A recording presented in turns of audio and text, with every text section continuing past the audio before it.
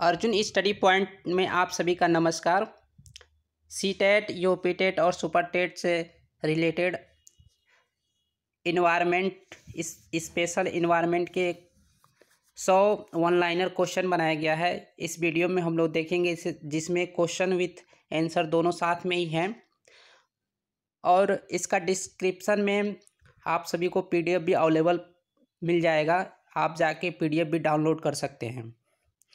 चलिए हम लोग क्वेश्चन डिस्कस करते हैं। पर्यावरण की प्रमुखता कितने घटक में होती है? पहला क्वेश्चन है, पर्यावरण की प्रमुखता कितने घटक में होती हैं? यह 3 घटक में होता है, भौतिक या अजैविक घटक, जैविक घटक या ऊर्जा घटक।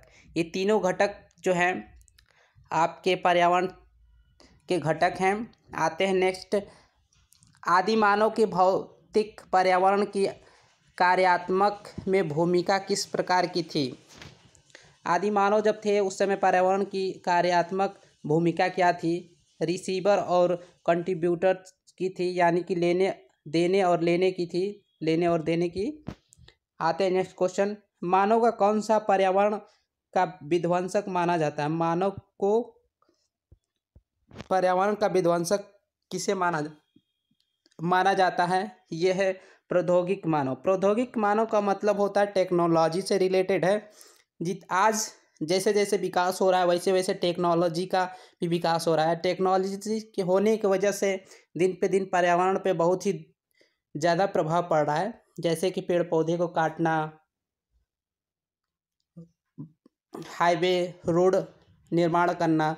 तो इससे क्या हो रहा है कि पेड़ पौधे धीरे दिन पे दिन कम होते जा रहे हैं, जो कि पर्यावरण पे बहुत ही बुरा असर हो रहा है। नेक्स्ट क्वेश्चन, कौन सी विधा ने मानव को सामूहिक जीवन प्रदान किया है? कौन सी विधा है जो मानव को सामूहिक जीवन प्रदान किया? ये पशुपालन है।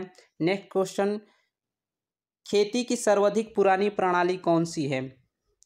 खेती की सबसे पुरानी प्रणाली जो है झूम कृषि है। झूम कृषि का मतलब होता है कि जितने भी पहाड़ी जगह हैं या जंगल एरिया हैं, पेड़ पौधे जहाँ बहुत ज़्यादा हैं, वहाँ के जगहों को क्या किया जाता था? पेड़ पौधों को काट दिया जाता था। काटने के बाद उसको जला दिए जाते थे। जलाने के बाद खुदाई करके वहाँ पे खेती की जाती थी। यह कृषि भूमि जो होती है वह बहुत ज़्यादा दिन तक नहीं होती थी। कुछ दिनों के बाद 2-3 साल के बाद वो बंजर हो जाती थी। पुनः दूसरे जगह पे हम लोग जाते थे और वहाँ पे भी उसी तरह सेम प्रोसीजर होता था। लोग पेड़ पौधों को काट देते थे, जलाने के बाद वहाँ पे कृषि करते थे। तो एक स्थान से जब दूसरे स्थान पे जाते थे तो उसे हम लोग स्थानांतरण कृषि कहते थे, और पेड़ पौधों को काट कर जलाकर कृषि करना झूम कृषि कहलाता था। आते हम लोग नेक्स्ट क्वेश्चन पे, विश्व तथा भारत में आज भी झूम या स्थानांतरण कृषि कहाँ पर प्रचलित है? यह जो है दक्षिण एवं दक्षिणी पूर्वोत्तर एशिया, पूर्वोत्तर भारत में ही इसका प्रचलन है, जो कि हम लोग स्थानांतरण कृषि समझ लिए है। आते हैं नेक्स्ट क्वेश्चन पे, मानव भूगोल के जन्मदाता की संज्ञा किसे प्रदान की गई है? फ्रेडरिक रेटजल जो है यह मानव भूगोल के जन्मदाता की संज्ञा इन्हें प्रदान की गई है। आते हैं नेक्स्ट क्वेश्चन पे, मनुष्य के लिए सर्वाधिक कार्य क्षमता, तापमान और आर्द्रता कितनी होती है? कार्य क्षमता, तापमान और आर्द्रता मनुष्य की जो है 25 डिग्री सेल्सियस जो है कार्य क्षमता तापमान होता है, और 60% जो है आर्द्रता होती है। नेक्स्ट क्वेश्चन, औद्योगिक क्रांति सर्वप्रथम कहाँ पे प्रारंभ हुई थी? सर्वप्रथम जो है इंग्लैंड से ही इसकी क्रांति प्रारंभ हुई थी, इसीलिए इसे औद्योगिक क्रांति के नाम से जाना जाता है। आते हैं नेक्स्ट क्वेश्चन, पर्यावरणीय समस्याओं का प्रादुर्भाव कब से प्रारंभ हुआ है? यह औद्योगिक क्रांति और आर्थिक निश्चयवाद से ही पर्यावरणीय समस्याओं का प्रादुर्भाव प्रारंभ हुआ है। आते हैं नेक्स्ट क्वेश्चन, अपक्षय कौन सी प्रक्रिया है? भूमिगत प्रक्रिया है। अपक्षय कौन सी प्रक्रिया है? भूमिगत प्रक्रिया है। अंतर्राष्ट्रीय हाइड्रोलॉजिकल दशक माना जाता है। जो है हाइड्रोलॉजिकल दशक कब से माना जाता है? यह 1965 से लेकर 1974 के बीच हम लोग हाइड्रोलॉजिकल दशक मानते हैं। यानी कि जल, हाइड्रोलॉजिकल का मतलब होता है जल शक्ति, जल से रिलेटेड जो भी काम थे, जिसे हाइड्रोलॉजिकल दशक कहा जाता था। आते हम लोग नेक्स्ट क्वेश्चन पे। ओजोन स्तर के चरण का पता सर्वप्रथम किसके द्वारा लगाया गया था? ओजोन परत हमारे जीव जंतु के लिए बहुत ही महत्वपूर्ण है और इसका सर्वप्रथम पता जोसेफ फरमैन ने लगाया था। यह इंग्लैंड के रहने वाले हैं। 1985 में इसका पता लगाया था। नेक्स्ट क्वेश्चन, क्लोरोफ्लोरोकार्बन के बाद ओजोन स्तर का दूसरा प्रमुख विध्वंसक कौन सा यौगिक है? यह नाइट्रोजन ऑक्साइड है। क्लोरोफ्लोरोकार्बन जो है एसी फ्रिज से उत्सर्जित होती है, जो कि हमारे ओजोन परत को छिद्र कर देती है। ओजोन का O3 को ही हम लोग ओजोन कहते हैं, इसका यौगिक है।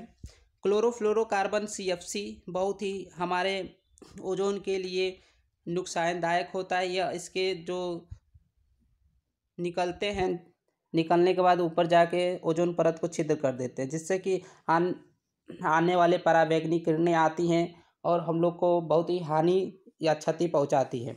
नेक्स्ट क्वेश्चन, भूमिगत जल के दोहन के कारण संसार का कौन सा शहर सर्वाधिक प्रभावित हुआ है?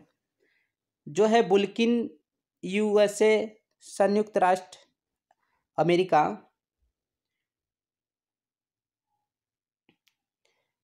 बुल्किन शहर है, यही शहर सर्वाधिक प्रभावित हुआ है। नेक्स्ट क्वेश्चन, मेघ बीज में किन यौगिकों का प्रयोग किया जाता है? मेघ बीज होता क्या है? मेघ बीज के बारे में हम लोग समझ लेते हैं। यह कृत्रिम वर्षा से रिलेटेड है। इसके तहत हम लोग कृत्रिम वर्षा कराए जाते हैं। इसके लिए 3-4 चीज़ें बहुत ही महत्वपूर्ण होता है, जैसे कि नमी, एटमॉस्फेयर में नमी होनी चाहिए, बादल होने चाहिए, ये सब चीज़ें बहुत ही महत्वपूर्ण होता है।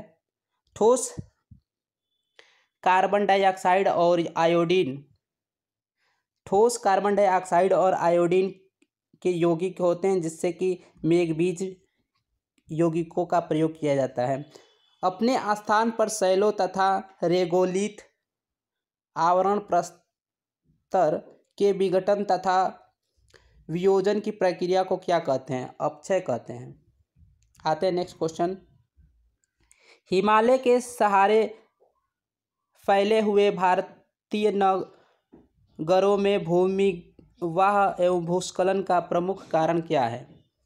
मनुष्य की प्रक्रियाओं द्वारा पहाड़ी ढाल के ऊपरी भाग के समय स्थित की दशा की विक्षुब्धता एवं ढाल विनाशी है, इसी को कहते हैं। नेक्स्ट क्वेश्चन, दक्षिणी पूर्वी संयुक्त राज्य अमेरिका का नरक किस नदी को कहा जाता है? दक्षिणी पूर्वी संयुक्त राज्य अमेरिका का जो नरक नदी के नाम से जाना जाता है, यह टेनेसी नदी है। टेनेसी नदी को ही नरक नदी के नाम से जाना जाता है संयुक्त राष्ट्र अमेरिका में। भारत की दामोदर नदी परियोजना किस नदी परियोजना की अनुकृति है? यह टेनेसी घाटी है। टेनेसी घाटी को ही दामोदर नदी परियोजना के नाम से जाना जाता है।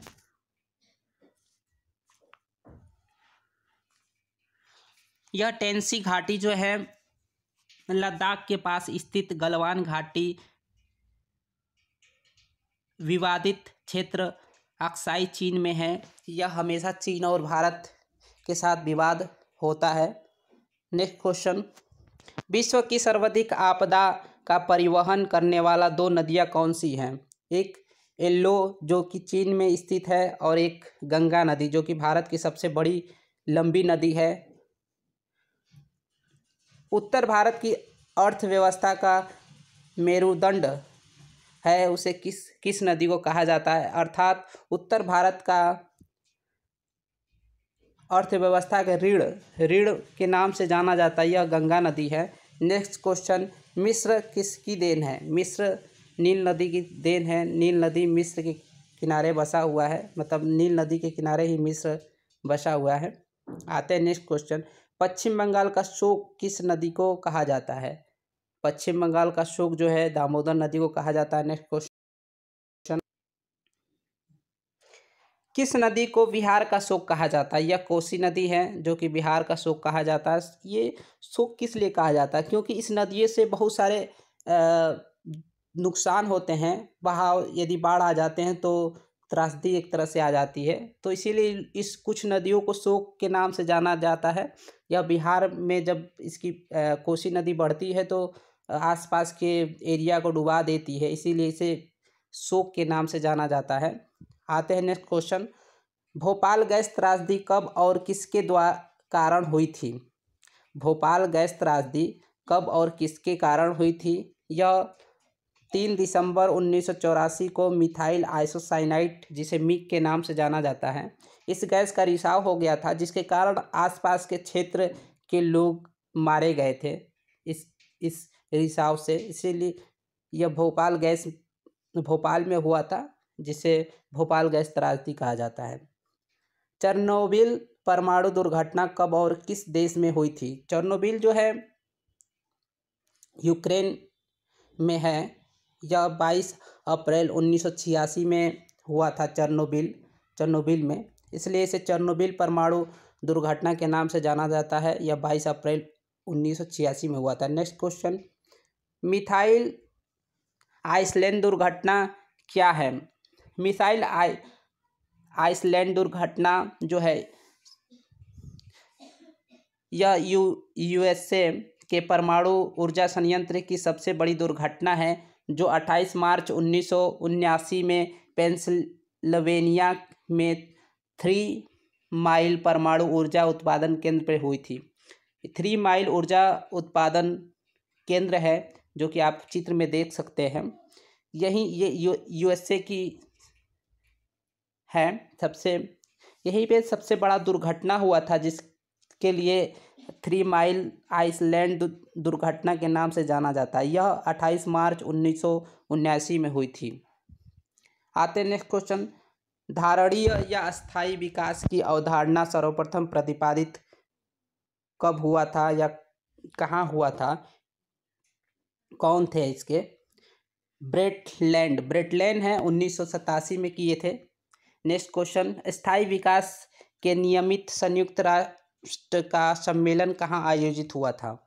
यह आयोजित जो है जोहान्सबर्ग में हुआ था 2002 में। आते हैं नेक्स्ट क्वेश्चन, स्थायी विकास शब्द का पहली बार प्रयोग किसने किया था? आईयूसीएन के द्वारा किया गया था, जो कि वो अपने विश्व संरक्षण रणनीति के रिपोर्ट में किए थे। इसका फुल फॉर्म हम लोग जान लेते हैं, international union for conservation of nature and natural resource है। आते हैं नेक्स्ट क्वेश्चन, द्वितीय पृथ्वी सम्मेलन की संख्या किस सम्मेलन को प्रदान की गई है? द्वितीय पृथ्वी सम्मेलन की संख्या किस सम्मेलन को प्रदान की गई है? जोहान्सबर्ग सम्मेलन, जो कि 2002 में हुआ था।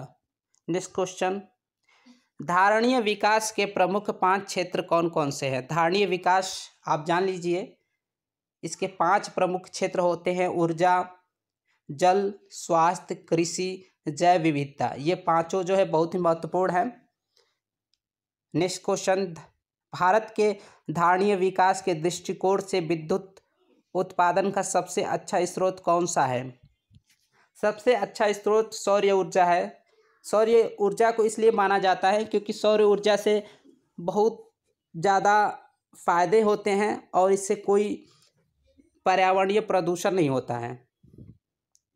उसके बाद नेक्स्ट है पवन ऊर्जा। तीसरा जो है जल विद्युत से होता है। जल विद्युत से नुकसान भी होते हैं, जैसे कि बांध बनाए जाते हैं तो जो हम लोग जल को इकट्ठा करते हैं तो आसपास के क्षेत्र पानी में डूब जाते हैं, तो इसीलिए इससे नुकसान होता है। लेकिन सौर ऊर्जा एक ऐसा स्रोत है विद्युत उत्पादन का जिससे न वायु प्रदूषण होते हैं, न बहुत ज़्यादा किसी चीज़ का नुकसान होता है, इसीलिए इसे सबसे अच्छा स्रोत माना जाता है। नेक्स्ट क्वेश्चन, धारणीय विकास किसकी उपयोग के संदर्भ में अंतरपीढ़ीगत संवेदनशीलता का विषय है? यह प्राकृतिक संसाधन ही है जो कि धारणीय विकास की उपयोग के संदर्भ में अंतरपीढ़ीगत संवेदनशीलता है। नेक्स्ट क्वेश्चन, भारत में गैर परंपरागत ऊर्जा स्रोत विभाग की स्थापना कब की गई थी? गैर परंपरागत ऊर्जा स्रोत की स्थापना जो है 1982 में हुई थी।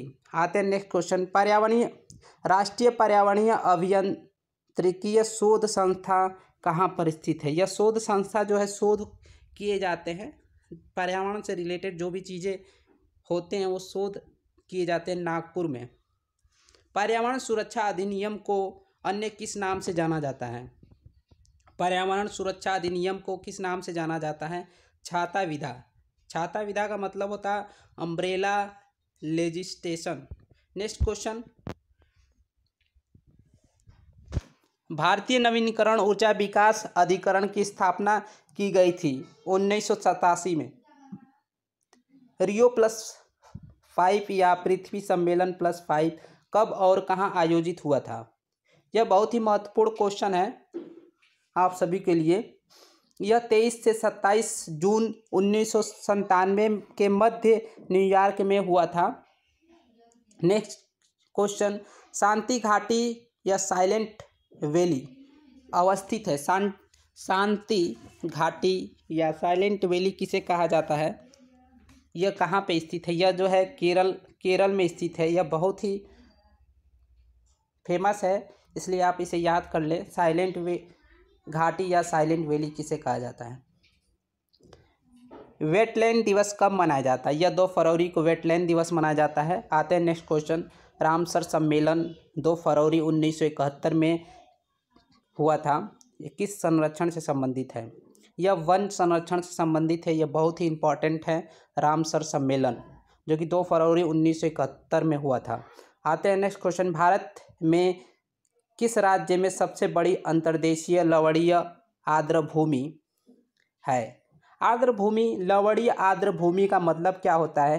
देखिए, गुजरात है। गुजरात जो है समुद्र के किनारे है और वहाँ जो पानी आता है वो क्षारीय होता है, मतलब उसमें नमक के जैसा स्वाद आता है। वहाँ पे के लोग जो है जो नहाते हैं पानी, जो आम लोग हम लोग यूज करते हैं पानी, वहाँ पे भी जो लोग यूज करते हैं वो नमक की तरह खारा पानी होता है, इसलिए बहुत ही नुकसानदायक होता है वो यदि नहाया जाए या उसका यूज किया जाए। लेकिन वहाँ के लोग यूज करते हैं, उसमें नमक की मात्रा बहुत ज़्यादा होती है, इसलिए उसे लवणीय आर्द्रभूमि कहा जाता है। वहीं अधिकतर गुजरात में ही नमक का विकास भी किया जाता है, उत्पादन किया जाता है। आते हैं नेक्स्ट क्वेश्चन, जीवमंडल आरक्षित परीक्षण क्षेत्र कौन सा है? आनुवंशिकीय विभिन्नता। नेक्स्ट क्वेश्चन, जलवायु परिवर्तन का कारण क्या है? जलवायु परिवर्तन का कारण क्या है? हरित गृह प्रभाव, ओजोन परत का क्षरण, प्रदूषण। जैसे कि दिन पर दिन नए चीज़ों का विकास हो रहा है और प्रदूषण भी फैल रहा है, जैसे कि दिन पे दिन नए नए गाड़ियाँ आ रही हैं, उसके धुएँ निकलते हैं जिससे कि बहुत तेज़ी से प्रदूषण फैल रहा है। तो ये सब जलवायु परिवर्तन के ही कारण है, इससे जलवायु परिवर्तन हो रहे हैं। कभी बारिश कम होना, कभी ज़्यादा होना, कभी ना होना, सूखा पड़ जाना, ये सब चीज़ें प्रदूषण का ही कारण है। ग्रीन हाउस गैस की संकल्पना किसके द्वारा की गई थी? ग्रीन हाउस गैस की कल्पना जो है जोसेफ रोफियन के द्वारा किया गया था। आते हैं नेक्स्ट क्वेश्चन, 50 से अधिक देशों द्वारा आर्थिक यूएन का मौसम परिवर्तन समझौता कब प्रभावी हुआ? देखिए, दिन पर दिन जैसे जैसे चीज़ें आ रहे हैं या मतलब दिक्कतें आती हैं, तो एक समझौता किया जाता है मौसम से संबंधित, तो यूएनए द्वारा।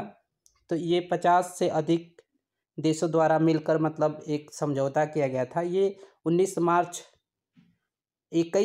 1994 को हुआ था। आते हैं नेक्स्ट क्वेश्चन, कार्बन डाइऑक्साइड का सर्वाधिक उत्सर्जन करने वाला देश कौन सा है? चीन। यह टेक्नोलॉजी में बहुत तेज़ी से विकास किया है। भारत भी बहुत तेज़ी से विकास कर रहा है। आने वाले दिनों में भारत भी सबसे विकसित देश हो जाएगा। नेक्स्ट क्वेश्चन, मानव की कौन सी क्रिया जलवायु से सर्वाधिक प्रभावित होता है? कृषि। कृषि जो है जलवायु से सर्वाधिक प्रभावित होता है। नेक्स्ट क्वेश्चन, ओजोन परत का मुख्य अवस्थित रहती है, मुख्यतः कहाँ पे अवस्थित होती है, मतलब उसकी एक वो है समताप मंडल पे ही ये अवस्थित होता है ओजोन परत। ओजोन परत पृथ्वी से करीब कितनी ऊंचाई पर स्थित है?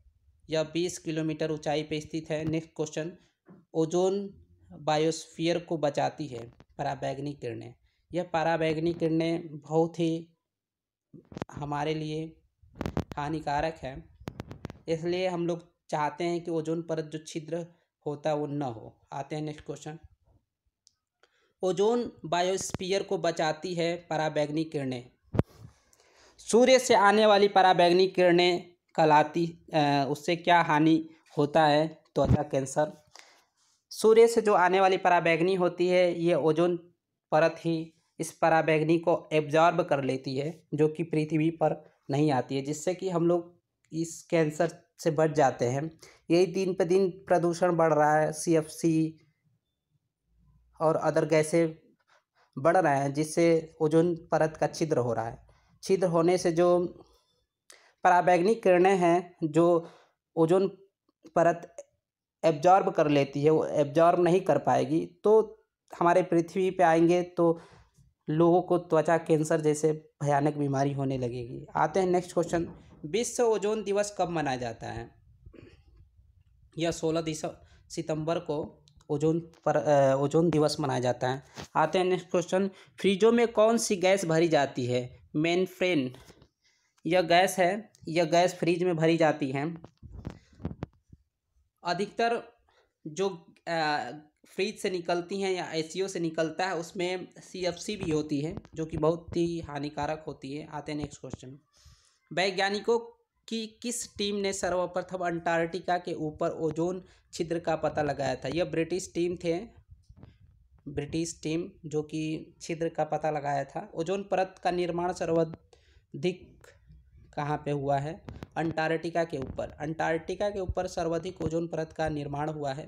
आते हैं नेक्स्ट क्वेश्चन, मॉन्ट्रियल प्रोटोकॉल किसके क्षरण से संबंधित है? यह संकटग्रस्त प्रजाति से।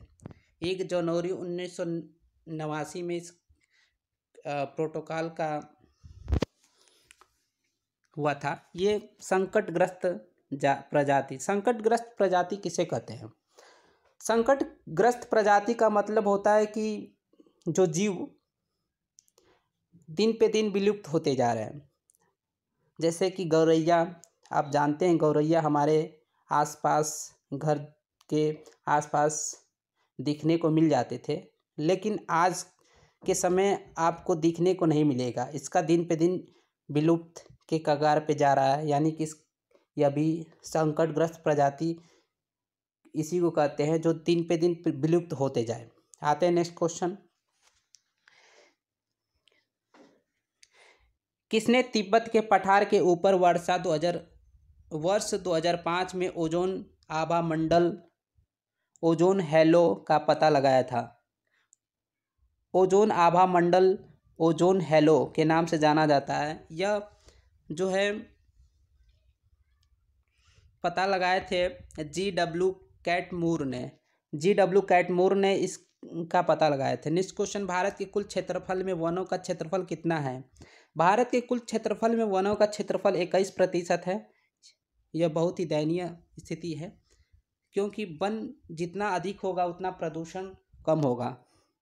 नेक्स्ट क्वेश्चन, किस राज्य में वनों का सर्वाधिक क्षेत्र अधिक है? मध्य प्रदेश में सर्वाधिक वन है, इसलिए वहाँ प्रदूषण भी बहुत कम होते हैं। भारत के किस राज्य में उसके क्षेत्र का अधिकतम प्रतिशत क्षेत्र वनाच्छादित है? मिजोरम जो राज्य है वहाँ पे वनाच्छादित क्षेत्र बहुत ज़्यादा है।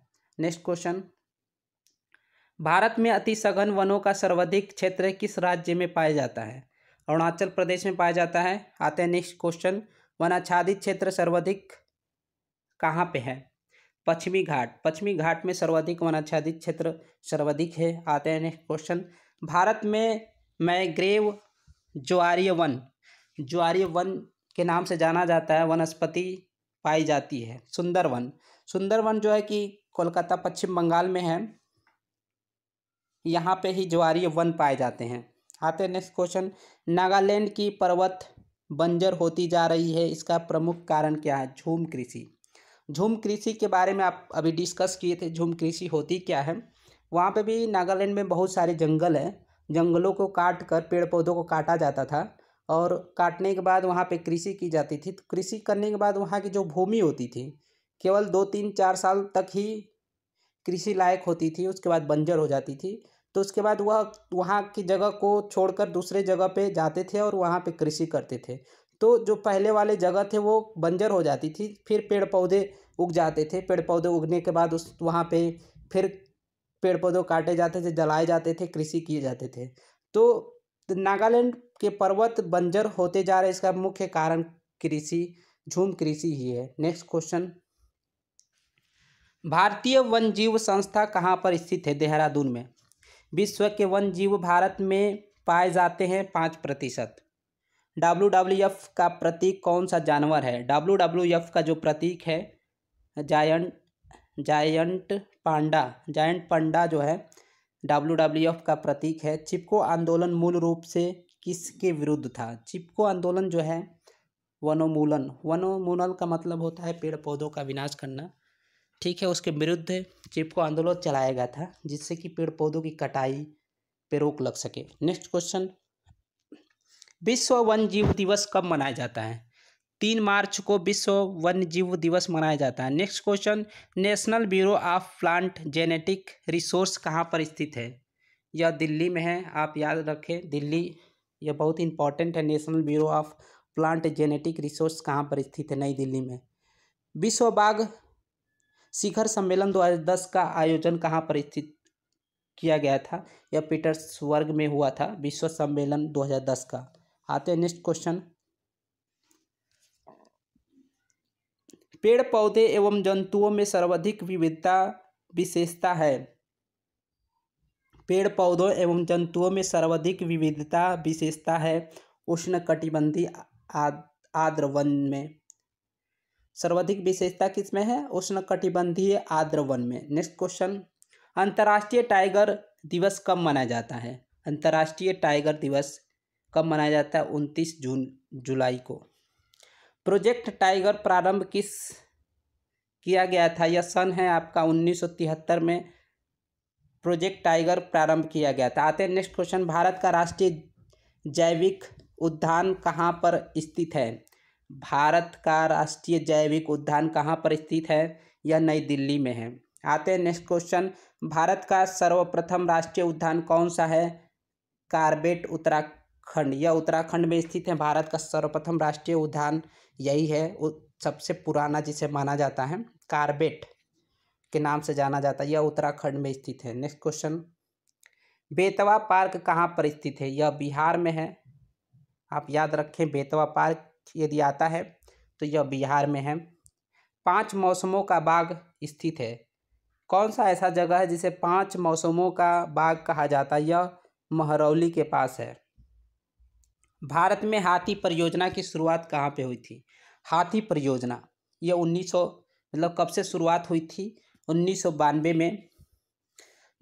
जंगली गधों का अभ्यारण्य कहाँ पे स्थित है? यह बहुत इंपॉर्टेंट है। जंगली गधों का अभ्यारण्य गुजरात में। आते हैं नेक्स्ट क्वेश्चन। अभ्यारण्य राइनो के लिए जाना जाता है, सेंचुरी। काजीरंगा को राइनो के लिए जाना जाता है, अभ्यारण्य राइनो के नाम से जाना जाता है। आते हैं नेक्स्ट क्वेश्चन। एक सींग वाला गैंडा कहाँ पर पाया जाता है? एक सींग वाला गैंडा जो है पश्चिम बंगाल व असम में पाया जाता है। आते हैं नेक्स्ट क्वेश्चन। सरिस्का एवं रणथंभौर किस जानवर के लिए संरक्षित है? बाघ के लिए। यह सरिस्का और रणथंभौर किस जानवर के लिए संरक्षित किया गया है? बाघ के लिए। सलीम अली राष्ट्रीय उद्यान कहाँ पर स्थित है? जम्मू कश्मीर में। आप याद रखें, सलीम अली यदि आए, सलीम अली राष्ट्रीय उद्यान, तो जम्मू कश्मीर में। आते हैं नेक्स्ट क्वेश्चन। भारत का प्रथम तिल्ली उद्यान कहाँ पर स्थित है? बन्नरघट्टा जैविक उद्यान बेंगलुरु में है। आते हैं नेक्स्ट क्वेश्चन। भारत में टाइगर प्रोजेक्ट के अंतर्गत कितने संरक्षित क्षेत्र हैं? 46।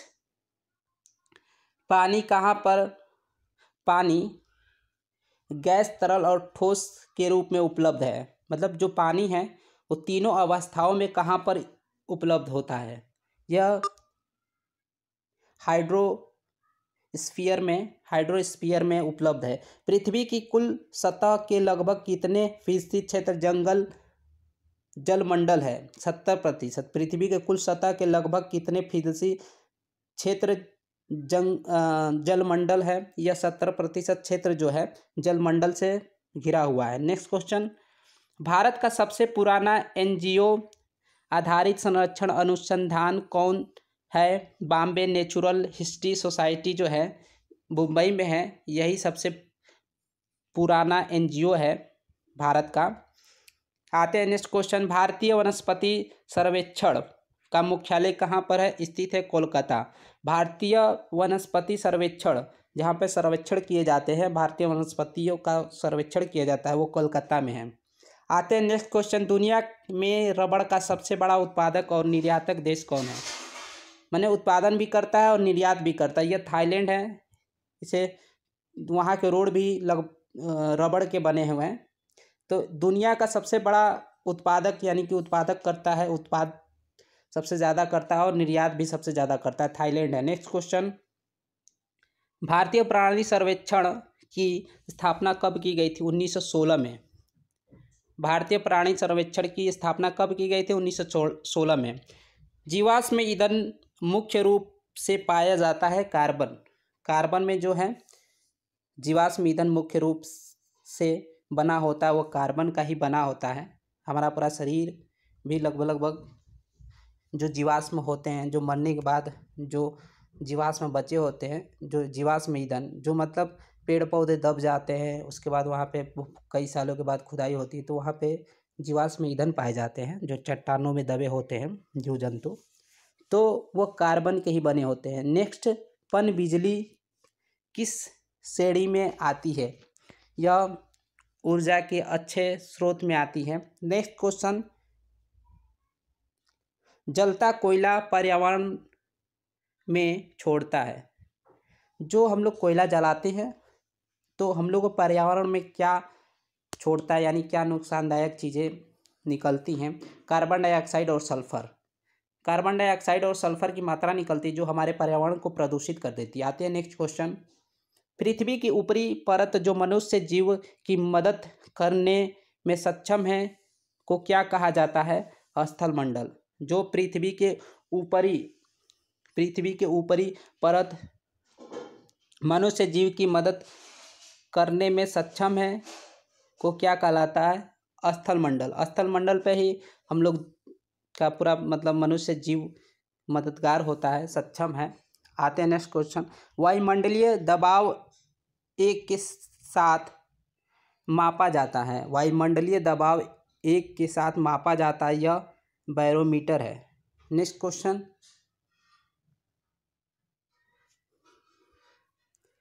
मौलिक अधिकार संविधान के किस भाग में है? यह आंसर आप कमेंट बॉक्स में देंगे। 4 ऑप्शन है, भाग 2, भाग 3, भाग 4 और भाग 5। आते हैं नेक्स्ट क्वेश्चन। भारत के संविधान का भाग 3 संबंध है राज्य के नीति निर्देशक तत्व से, मूल कर्तव्य से, मूल अधिकारों से और नागरिकता से। आप कमेंट में इस क्वेश्चन का आप आंसर देंगे, जल्द से जल्द टाइप करिए और आंसर दीजिए। इसी के साथ आज का वीडियो समाप्त होता है। यदि हमारा वीडियो पसंद आए तो लाइक सब्सक्राइब जरूर करें और कमेंट में आपको जैसा भी वीडियो चाहिए, जिस टॉपिक पे चाहिए, आप ज़रूर कमेंट में दें, जिससे मैं आप सभी को अच्छे से अच्छे वीडियो प्रोवाइड कर सकूं और उसका लाभ लें और आप आने वाले समय में जल्द से जल्द नौकरी प्राप्त कर सकें। धन्यवाद।